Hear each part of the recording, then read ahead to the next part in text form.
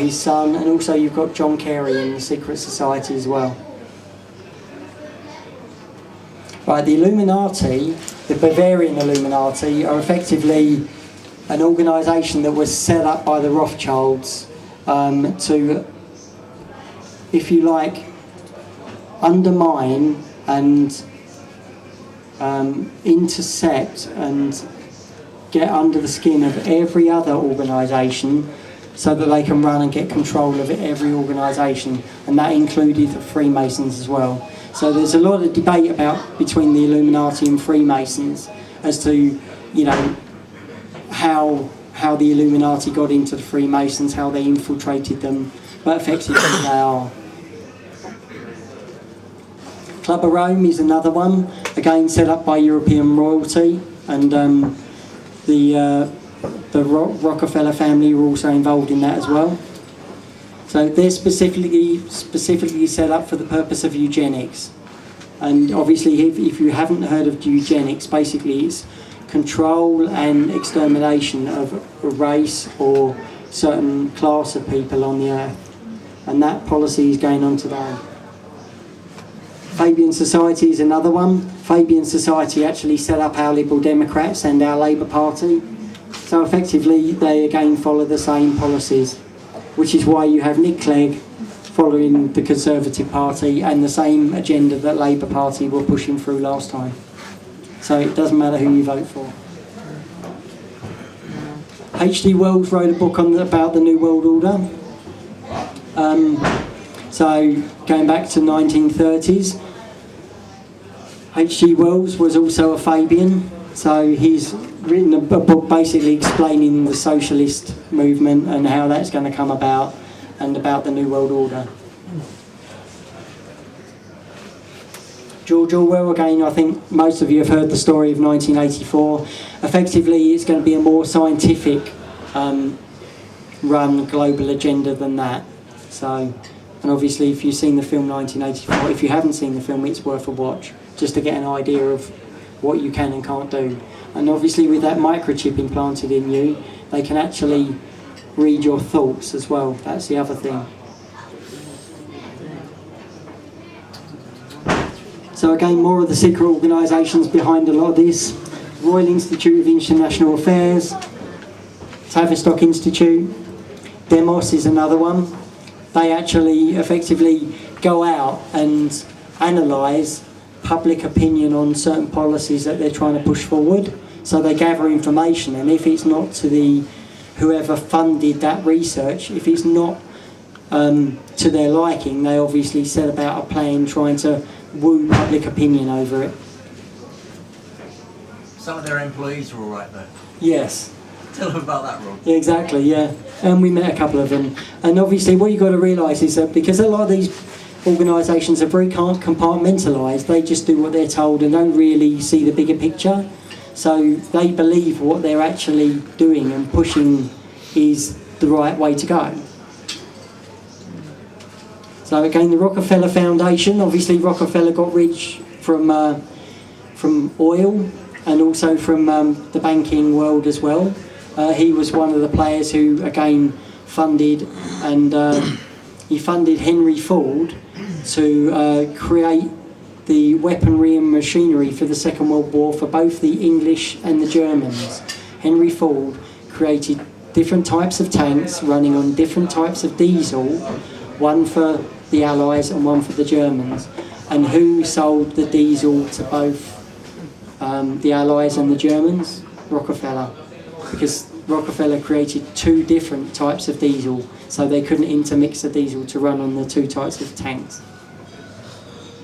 Again, Council of Foreign Relations, that's pretty much equivalent to the Royal Institute of International Affairs in America. So if you like, that's the American wing of it. But again, it's run and involved with the high-up politicians and same elite bankers that are involved in a lot of this chaos. Rhodes Scholars, bred out of Oxford University and Cecil Rhodes, which Alex is going to talk about. Common purpose, right? Now, common purpose, you would think that a lot of this is done at a global level. What you've got to realise is that common purpose is a charity set up and it's a charity set up to breed leaders. So what happens is that these leaders then become in charge of the councils, they become in charge of the police, they become in charge of the NHS, and that's why in the olden days you used to work and you used to get promoted to become a leader or a boss or a governor of your own company. That no longer happens. You get people fresh out of university, common purpose trained, that basically stick to the agenda that's being pushed forward. Common purpose, if you look up common purpose and do a search on your local council, chances are you'll find at least a few people who work for your council who are involved in common purpose. Again, they're pushing through the same agenda. You might have to do a Freedom of Information Request Act to get those yes, exactly. details, though. Yes, exactly, yeah. Considering charities are supposed to declare all of their finances and declare all of the members openly as a charity, they don't. Again, as I mentioned earlier, the 4 unions that are going to run underneath the United Nations are these 4: the African Union, the Asian Union, the EU, and the North American Union, which incorporates Mexico and Canada. September 11, 2001. I think if you don't know it by now, that was an organised inside job, similar kind of to the false flag events of the past. I'm just going to play you one video of 9/11, which gives you a rough idea exactly how the buildings were pulled down, or roughly. But basically they were pulled down through controlled demolition.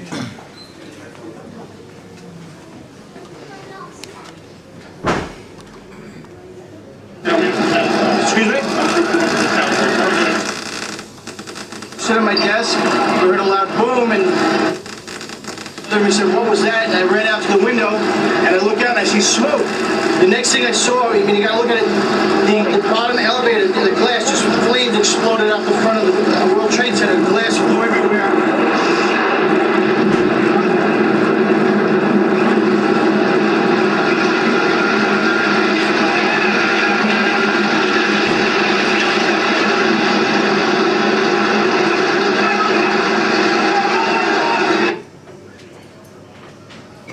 So if you haven't got the gist of that, basically the explosions were going off in the building before the planes hit. Yeah, before the missile hit. It was all set up. The ball. It's nicknamed the ball on Rich Planet. It was all set up. It was set up.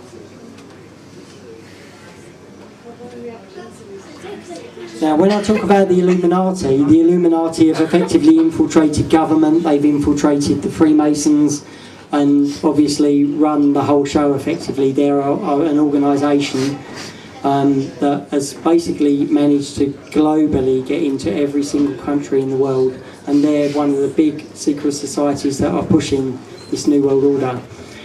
They stick to interbreeding in their bloodlines, and obviously the royal family and the European monarchy families are part of the Illuminati families as well. They interbreed with each other, so for various reasons which I won't go into. But just to give you an idea, here's what a 12-year-old girl in America figured out when she actually looked into this.